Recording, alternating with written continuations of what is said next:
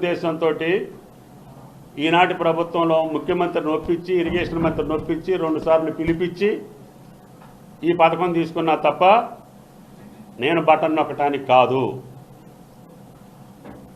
నా జీవిత కోరిక కాబట్టి ఆ ప్రాజెక్టులో అడ్వైజర్ అయిన పెంటారెడ్డి గారు ఆయనతోటి నొక్కించి అక్కడ ప్రజాప్రతినిధులతోటి కొబ్బరికాయ కొట్టించా.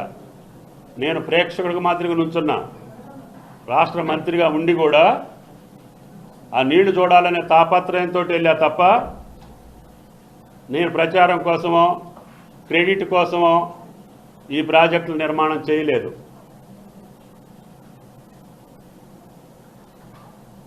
మీకు అంత కోరిక ఉంటే మరి 5 ఏళ్లలో మీరే నీళ్లు చల్లుకునేద్దు, ఎవళ్ళు అభ్యంతరం పెట్టకపోదురు. మీరు క్రెడిట్ తీసుకుంటే కూడా నాకు బాధ లేదు.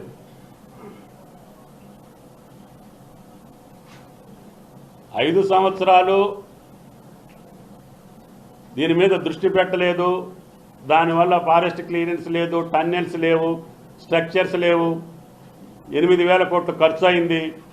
దీన్ని ఏదో రకంగా పూర్తి చేపియాలి అని చెప్పి నేను ఈ ప్రభుత్వంలో భాగస్వామిని అయ్యా తప్ప నాకు ఎకరం పొలం కూడా ఈ ప్రాజెక్టు కింద లేదు.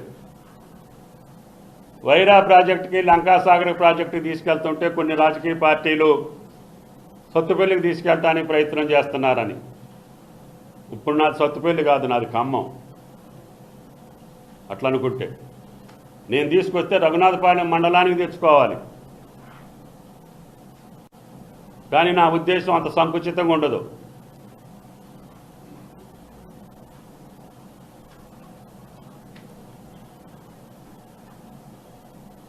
నేను కీర్తి కోసమో, ప్రతిష్ట కోసమో, ఫ్లెక్సీల కోసమో, ప్రకటనల కోసమో, ప్రచారం కోసమో బతికే మనిషిని కాదు.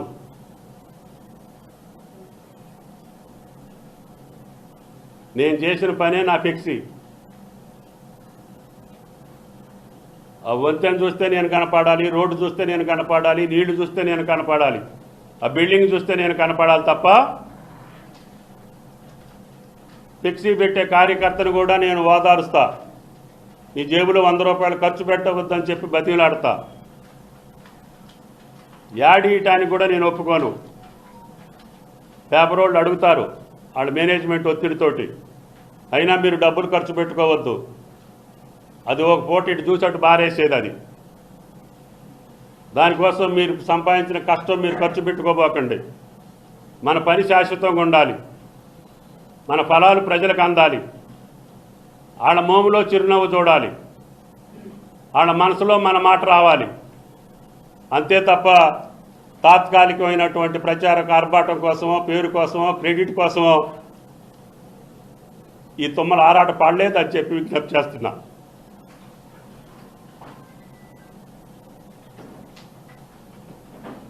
అట్లా అనుకుంటే పూజ్యులు ఎన్టీ రామారావు గారి దయ వల్ల తెలుగు రంగంలో పార్టిసిపేట్ చేసే అవకాశం వచ్చింది. ఉమ్మడి రాష్ట్రంలో చారిత్రకమైనటువంటి ప్రాజెక్టులు, ఆ రోజు రాయలసీమ ఉద్యమం వస్తే ఆంధ్రీనేవా, గాలేరు నగరి, తెలుగు గంగ ఆ పథకాల్లో భాగస్వామ్యం అయ్యేటటువంటి అవకాశం వచ్చింది. శంకుస్థాపనలు చేపించే అవకాశం వచ్చింది.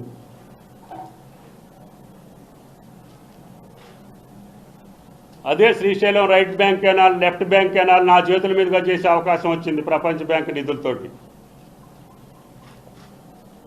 ఆసియాలో కల్లా ఎత్తైనటువంటి ఎత్తిపోతల పథకం ఈరోజు SLBC, Elimineti Madhava Reddy lift irrigation 3 సంవత్సరాల కాలంలో పూర్తి చేసి నీళ్లు వదిలి నా మాట నిలబెట్టుకున్న ఆ రోజున. టన్నెల్ లేట్ అవుతుంది, ఎస్ఎల్బిసి టన్నెల్ 20 ఏళ్ళ దాకా పూర్తి కాదు. ఈ లోపల నాగార్జున సాగర్ నీళ్లు కరువు పీడిత ప్రాంతమైనటువంటి నల్లగొండకు చేరాలి. ఫ్లోరైడ్ పీడిత ప్రాంతమైనటువంటి ఆ ప్రజలకి మీరు చూశారు, కాళ్ళు వంకరపోయి, నడుము వంకరపోయి, మునుగోడు, దేవరకొండ ప్రాంతాల్లో ప్రజల యొక్క ఇబ్బందులకి మంచినీళ్ళు లేక ఫ్లోరైడ్ నీళ్ళకి బాధపడేటటువంటి వాళ్ళకి నీళ్లు అందించాలని చెప్పి ఎస్ఎల్బిసి పూర్తి చేసి అక్కంపల్లి బ్యాలెన్స్ రిజర్వాయర్ ద్వారా తాగునీరు ఇచ్చి హైదరాబాద్కి మంచినీళ్ళు కూడా ఆ పథకం ద్వారా అనుసంధానం చేశాం. 2 లక్షల ఎకరాలకి ఎస్ఎల్బిసి ద్వారా సాగునీరు ఇచ్చాం.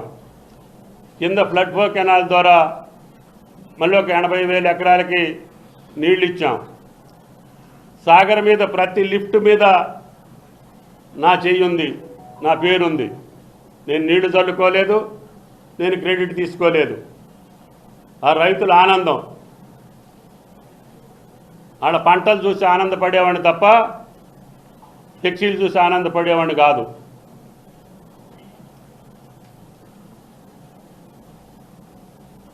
ప్రజాస్వామ్యంలో ఎవళ్ళు అధికారంలో ఉంటే వాళ్ళు ఆ పనులు పూర్తి చేసే బాధ్యత తీసుకుంటారు తప్ప మరి ఆ రోజున హైదరాబాద్కి గోదావరి జలాలు వచ్చినాయి, ఎల్లంపల్లి నుంచి మంచినీళ్ళు. ఆనాటి ప్రభుత్వంలో ఉన్న పెద్దలు నెత్తి మీద నీళ్లు చల్లుకున్నారు. అది ప్రజాస్వామ్యం యొక్క రీతి నీతి.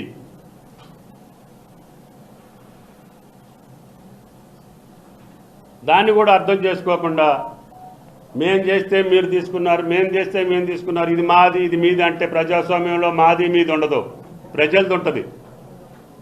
ఈ ఆస్తి ప్రజలది. వాళ్ళ కష్టంతో, వాళ్ళ రక్తంతో, వాళ్ళ చెమటతో వచ్చినటువంటి నిధులతోటి నిర్మాణం చేసినటువంటి ప్రభుత్వ కార్యక్రమాలు తప్ప నీ సొంతం నా సొంతం ఉండదు. ప్రజలు ఎవరిని గద్దెనెక్కిస్తే వాళ్ళు చేసే అధికారం ఉంటుంది వాళ్ళకి. మరి నేను ఆ రోజున అలైన్మెంట్ చేసి ఓఆర్ఆర్కి ల్యాండ్ ఎక్విజేషన్ చేసి పనులు ప్రారంభించే టయానికి రాజశేఖర రెడ్డి గారి ప్రభుత్వం వచ్చింది. ఆయన గారి హయాంలో ఓఆర్ఆర్ పూర్తయింది. కొద్దిగా మిగిలిపోతే కోయిలకండ్ల దగ్గర టీఆర్ఎస్ ప్రభుత్వంలో కూడా పూర్తి చేశాం. మరి దానికి మనం దాని మీద జరగొద్దా? మరి దాని మీద కూడా మనం రుయ్యి అని తిరుగుతున్నాం కదా. రాజశేఖర రెడ్డి గారు చేసింది, చంద్రబాబు గారు కన్సీవ్ చేసింది, మనం ఎట్లా తిరుగుతున్నాం? మెట్రో రైలు ఆ రోజు కన్సీవ్ చేస్తే మన ప్రభుత్వంలో ఇక్కడ పూర్తయినప్పుడు ప్రధానమంత్రి గారితో మనం కూడా ఎక్కి తిరిగాం కదా మెట్రో రైలు. మరి ఆడు చేసిన దాన్ని మనం ఎట్లా తిరుగుతాం? అందుకని ప్రజాస్వామ్యంలో నాది నీది ఉండదు, మాది మీది ఉండదు. ప్రజల నిర్ణయం, ప్రజల ఆస్తి, ప్రజల కష్టం, ప్రజల ట్యాక్స్. ఈ ఆస్తులు ప్రజలే తప్ప నీ సొంతం నా సొంతం కాదు. నీది నాది అంటానికి లేదు. నా విధానం ఏంటంటే ఉన్నదాన్ని వెంటనే సద్వినియోగంలో తీసుకొస్తే ఏమి లాభం? ఇప్పుడు ఆ భక్త రామదాసు రేపు పాలేరుకి నీళ్లు వచ్చిన తర్వాత భక్త రామదాసు ఉపయోగంలోకి రాకపోవచ్చు, కానీ దానికి పెట్టిన 60 కోట్ల ఖర్చు ఇప్పటికే 60,000 కోట్లు వచ్చినాయి వాళ్ళ పంటల మీద. 7 సంవత్సరాలు 2 పంటలు పండించుకుంటున్నారు. ఆ రోజు తాగటానికి నీళ్లు, పశువులకు నీళ్లు అడిగినటువంటి రైతులు ఈరోజు నాకు ఫోన్ చేసి కొద్దిగా ఆపండి మోటార్లో, మేము పొలాలు కోసుకోవాలా, బురద అవుతుందని చెప్పి రిక్వెస్ట్ చేస్తున్నారు. అది నా ఆలోచన తప్ప అశాశ్వతంగా ఉండేటటువంటి ప్రకటనల కోసం, కీర్తి కోసం, క్రెడిట్ కోసం నేను తాపత్రయపడనని చెప్పి ఆ పెద్దలకు విజ్ఞప్తి చేస్తున్నా. కొంతమంది స్థానిక పెద్దలు కూడా ఈ నీళ్లు అడ్డుపోతాయి, ఈ నీళ్లు ఇడిపోతాయి, ఈ నీళ్లు అక్కడికి కావాలని అడుగుతున్నారు. నా కోరిక 10 నియోజకవర్గాలకు వెళ్ళాలనే కోరిక తప్ప అటు తీసుకెళ్ళినా రైతులే, ఇటు తీసుకెళ్ళినా రైతులే, ఎక్కడిచ్చినా రైతులే. రైతుల పొలాలకు నీళ్లు వెళ్ళాలనే కోరిక ఉంటుంది తప్ప నేను రాజకీయ పార్టీల పరంగా అభివృద్ధి కార్యక్రమాలు చేసే అలవాటు నాకు లేదు. నా జిల్లా, నా రాష్ట్రం, నా దేశం బాగుండాలని చెప్పి కోరుకుంటా. నేను నా ఫస్ట్ ప్రయారిటీ నన్ను నమ్మిన ప్రజల కోసం నా నియోజకవర్గం చూస్తా, ముందు నా జిల్లా చూస్తా, నా రాష్ట్రం చూస్తా, నా దేశం చూస్తా. లేకపోతే గుండాలు రోడ్లు వేయాల్సిన అవసరం లేదు. అక్కడ నిమ్మవాగు లేకపోతే భీమునిపాదం చెరువులు పోయాల్సిన అవసరం లేదు. తులారం ప్రాజెక్టు కట్టాల్సిన అవసరం లేదు. తాలిపేరుని పూర్తి చేయాల్సిన అవసరం లేదు. పాలెం వాగును కట్టాల్సిన అవసరం లేదు, మూడుకుంట వాగు కోసం ప్రయత్నం చేయాల్సిన అవసరం లేదు, ప్రగడపల్లి లిఫ్ట్ ఇరిగేషన్ అడగాల్సిన అవసరం లేదు, వైరా ప్రాజెక్టుకి నీళ్లు తెచ్చే అవసరం లేదు. కానీ ప్రజాస్వామ్యంలో సామాన్యుడైనటువంటి నన్ను ఈ స్థాయికి తీసుకొచ్చిన ప్రజల రుణం తీర్చుకోవటానికే చేస్తా తప్ప మీ మెప్పు కోసమో, మీ కీర్తి కోసమో, మీ యొక్క చప్పట్ల కోసమో నేను రాజకీయంగా పనిచేయను. ఏ పార్టీలో ఉన్నా పనిచేసే రాజకీయ నాయకుడిని అభిమానించే తత్వం, విశ్వసించే తత్వం, నమ్మకం ఉంచే తత్వం, వాళ్ళని ఎప్పుడు కూడా పన్నెత్తి మాట అనలేదు. నేను జలగ వెంగళరావు గారు చేశారు, నాకు ప్రత్యర్థి అయిన రోజుల్లో కూడా ఆయన గారు నేను మాట్లాడలేదు.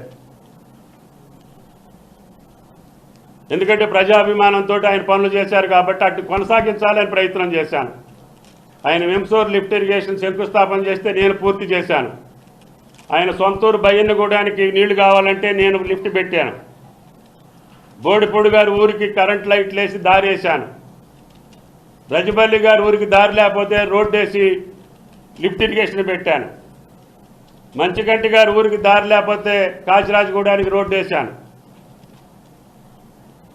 ఇట్లా ఆనాటి కష్టపడ్డటువంటి ప్రజల కోసం త్యాగం చేసిన మహానుభావుల కోసం వాళ్ళు తలపెట్టిన కార్యక్రమాలు పూర్తి చేస్తా తప్పితే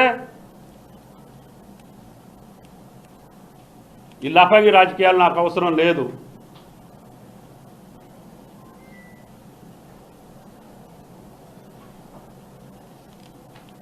రాజకీయ పార్టీలు ఉండొచ్చు, గెలవచ్చు, ఓడొచ్చు. ఓడినంత మాత్రాన మంచి పనులు కాదని ఎప్పుడు నేను అనలేదు.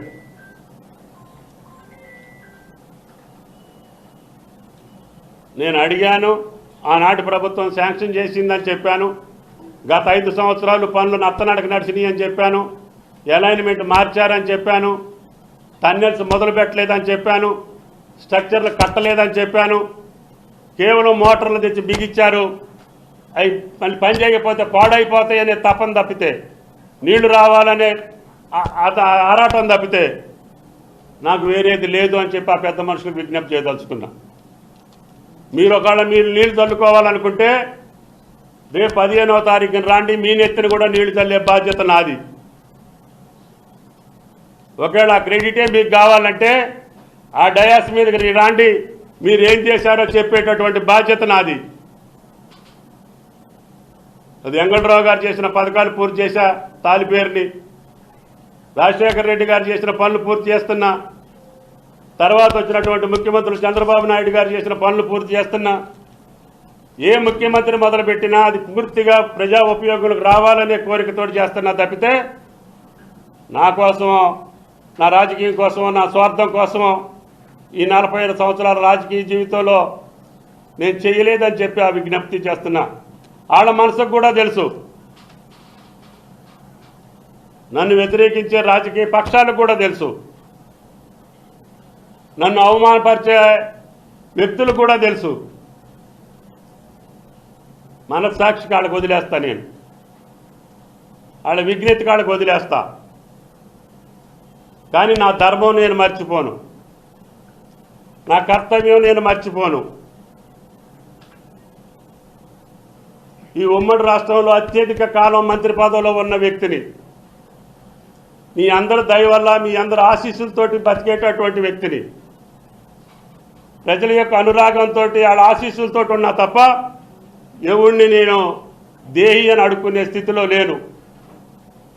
ప్రజలు కాదన్న రోజున నా వ్యవసాయం నేను చేసుకున్నా తప్ప ఎవడింటికి పోయి నేను పదవి అడగలేదు, టికెట్ అడగలేదు, పైసలు అడగలేదు.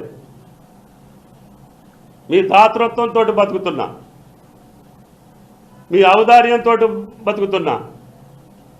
ప్రజల ఆశీస్సులతోటి 11 సార్లు పోటీ చేసే అవకాశం వచ్చింది. 6-7 సార్లు గెలిచినా కూడా ఆయా ప్రభుత్వాల్లో నాకు ఆ భగవంతుడు అవకాశం ఇచ్చారు. ఇచ్చిన వాళ్ళకి కూడా ధన్యవాదాలు. వాళ్ళ యొక్క ఆలోచన ప్రకారంగా ఆ ప్రభుత్వానికి మంచి పేరు రావాలని, నేనున్న వ్యవస్థకి మంచి పేరు రావాలని, నేనున్న కాలంలో ప్రజలు ఈ పనులు జరుగుతాయనే విశ్వాసం, నమ్మకం ప్రజల్లో కలిగించాలని వాళ్ళ జీవితాల్లో వెలుగులు నింపాలని తప్పితే ఈ కుహన విమర్శలకి, ఈ చిల్లర విమర్శలకి భవిష్యత్తులో నేను సమాధానం చెప్పాల్సిన అవసరం లేదు. నా వ్యక్తిత్వం, నా జీవితం తెలిసినటువంటి వ్యక్తులే వెళ్ళి ప్రెస్ కాన్ఫరెన్స్లు పెట్టించి ఈ సీతారామ దాని మీద కానీ ఈ ప్రభుత్వంలో జరిగే కార్యక్రమాల మీద అవాకులు చవాకులు బెలటం, 6 నెలలకే ఆడిపోసుకోవటం, 6 నెలల్లో ఈ యొక్క విధ్వంసం మొత్తం కాంగ్రెస్ ప్రభుత్వమే చేసిందని చెప్పుకోవటం మీకే తగుతుంది. మీ నిర్వాహకం వల్ల, మీ నిర్లక్ష్యం వల్ల, మీ అవినీతి వల్ల జరిగినటువంటి అరిష్టాలు.